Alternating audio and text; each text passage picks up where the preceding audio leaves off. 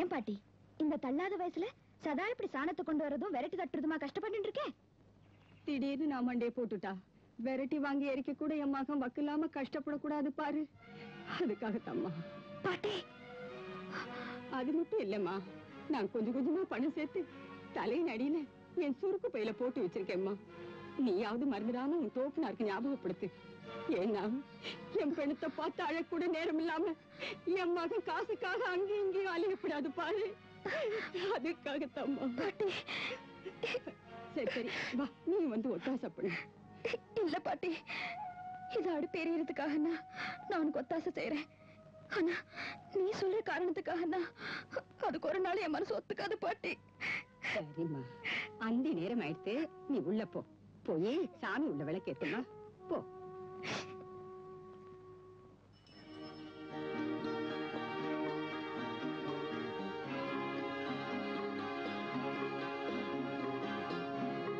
நமஸ்காரம் சார். நமஸ்காரம். நான் உங்களை பார்க்கணும் தான் வந்துட்டு இருக்கேன். அப்படியா? என்ன விஷயம்? நீங்க புதுசா ஒரு சமஸ்கிருத பாடசாலை நடத்துறதா கேள்விப்பட்டேன். முன்னாடி நடத்திக்கிட்டு இருந்தேன். இப்ப 6ஆவது கடையில கணக்கெழுதுற வேலையில சேர்ந்துட்டேன். நான் ஏற்கனவே கொஞ்சம் சமஸ்கிருதம் படிச்சிருக்கேன். இன்னும் கொஞ்சம் படிக்கலாம்னு நினைக்கிறேன். எனக்கு ஆட்சேபனை இல்ல. ஆனா நான் பகல் பூரா கடையில வேலை பார்க்கறேன். சாயந்தரம் தான் உனக்கு சொல்லிக் கொடுக்க முடியும். ஆகட்டும் சார். ஆமா, நீ யாருன்னு தெரிஞ்சுக்கலாமோ? பேங்கர் பெரியசாமியோட மகன். என் பேரு ரகு. அப்படியா? நீ சமஸ்கிருதம் எதுவரை படிச்சிருக்க? நான் ரகுவம்சம் வரைக்கும் படிச்சிருக்கேன் சார். அப்படின்னா சுலபம்தான். நீ எப்ப வேணாலும் வந்து படிச்சுக்கலாம். வர்ற புதன்கிழமை நல்ல நாள். நான் அன்னைக்கே வரேன் சார். சரி.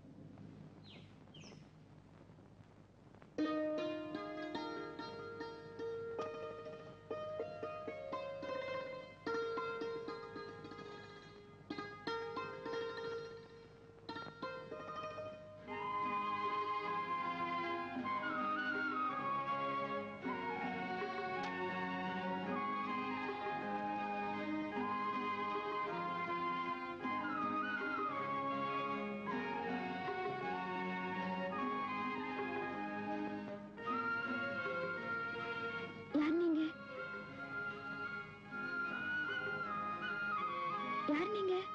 என்ன வேணும்? என்ன நான் கேட்டுட்டே இருக்கேன், பதிலே காணோம். யார் நீங்க? பஞ்சாபி கேச சார் வீடு இதுதானே? ஆமா. சார் இருக்காரா? என்ன வர சொல்லியிருந்தாரு. ஒரு நிமிஷம் கொஞ்சம் இருங்க.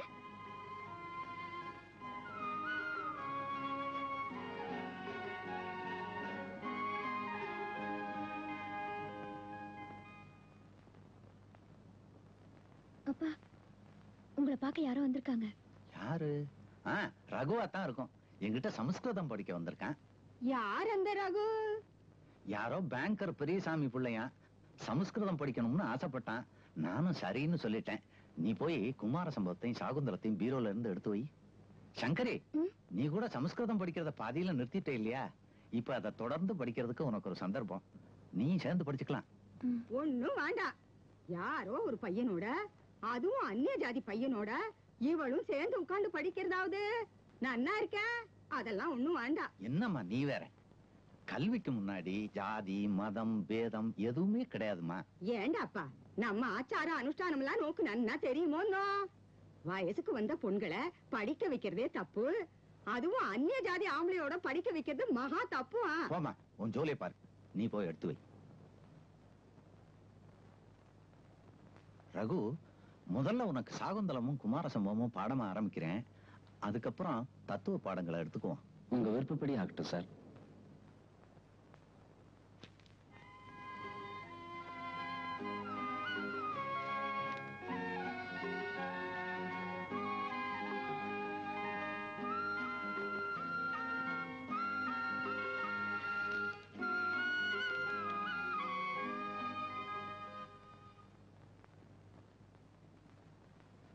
நீயும் உட்காந்து கவனிமா. உட்கார்.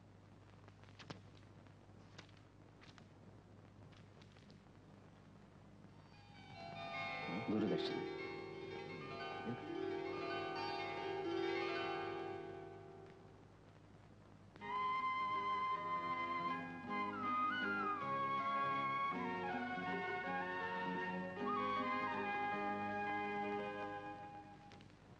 அஸ்தி உத்தரஸ்யாம் திசி தேவதாத்மா ஹிமாலயோ நாம நகாதி ராஜா பூர்வா பரௌதோய நிதிர்வகாஹ்ய ஸ்பிதஹ பிருத்திவ்ய இவ மானதண்ட. காளிதாசன் ஹிமேமலைக்கு ஒரு தேவ அந்தஸ்தையே கொடுத்துட்டான். பார்வதி தேவி அந்த ஹிமான் மகள் இல்லையா? பாட்டினுடைய கடைசி அடியில சொல்றான், ஹிமேமலையானது 2 மகாசமுத்திரங்களுக்கு இடையே உள்ள தூரத்தை அளக்கிற அளவுகோல் போல தோற்றமளிக்கிறதுங்கிறான். புரியுறதோ? ரகு, இந்த ஸ்லோகத்தை படி. अस्ति उत्तरस्यां दिशि देवदात्मा हिमालयो नामः नगाधिराज पूर्वापरौतोय निधिर्वगाह्य स्थितः पृथिव्य इव मानदण्ड.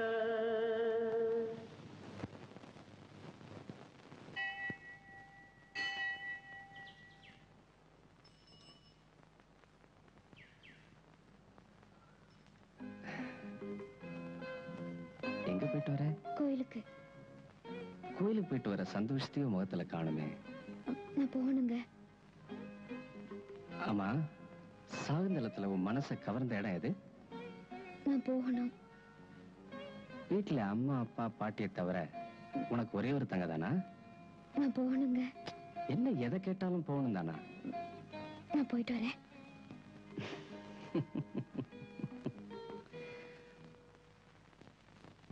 சகுந்தலை துஷ்யந்தனை சந்தித்த பின்பு தோழிகள் இருக்கும் இடத்திற்கு வந்து சேர்ந்தாள். அவளது மனதை கவர்ந்த மன்னன் துஷ்யந்தனை மீண்டும் காண வேண்டும் என்ற ஏக்கம் அதிகரித்தது. ஏனென்றால் அவன் மீது அவளுக்கு ஆறா காதல். அந்த காதல் தேனைப் போல இனிமையானது, மானைப் போல இளமையானது, சத்தியமானது. ஆம், அந்த காதல் ஓர் அமரக் காதல். ரகு, இத படி. दर्भाङ्कुरेण चरण क्षत इत्यकाण्डे तन्वी स्थिता कतिचिदेव पदानि गत्वा आसीद्विवृत्तवदना च विमोचयन्ती शाखासु वल्कलमसक्तमपि द्विपानाम्. दर्भाङ्कुरेण चरण क्षत इत्यकाण्डे तन्वी स्थिता कतिचिदेव पदानि गत्वा आसीद्विवृत्तवदना च विमोचयन्ती शाखासु वल्कलमसक्तमपि द्विपानाम्.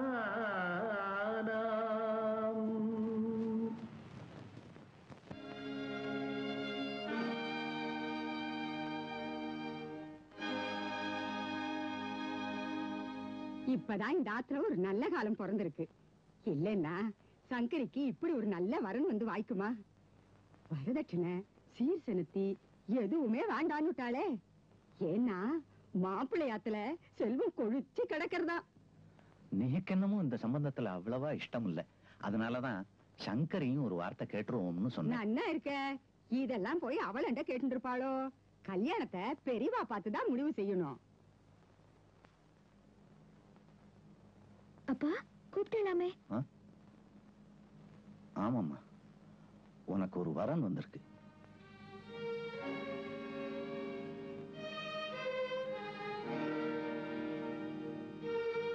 மாப்பிள்ளையோட குலம் கோத்திரம் அந்தஸ்து எல்லாமே நன்னா இருக்கு.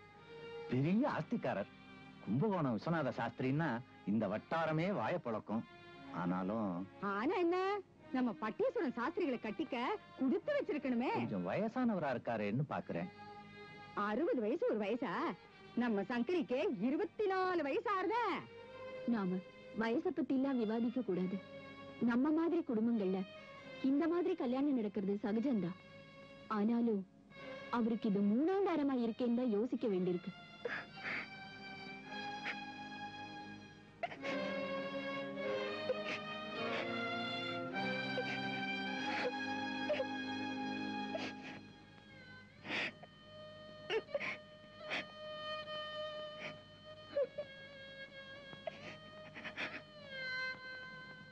சங்கரி, நமக்கு வசதி இல்லைன்னு உனக்கு தெரியும்.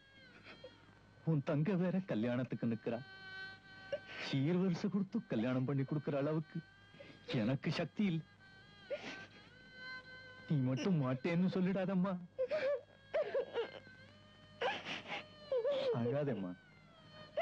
நாளைக்கு உன்னை பொன் பார்க்க வர்றாங்க. அந்த விஸ்வநாத சாஸ்திரியோட உனக்கு நல்ல வாழ்க்கை அமையணும். ஈஸ்வரனை பிரார்த்திச்சுக்கோமா.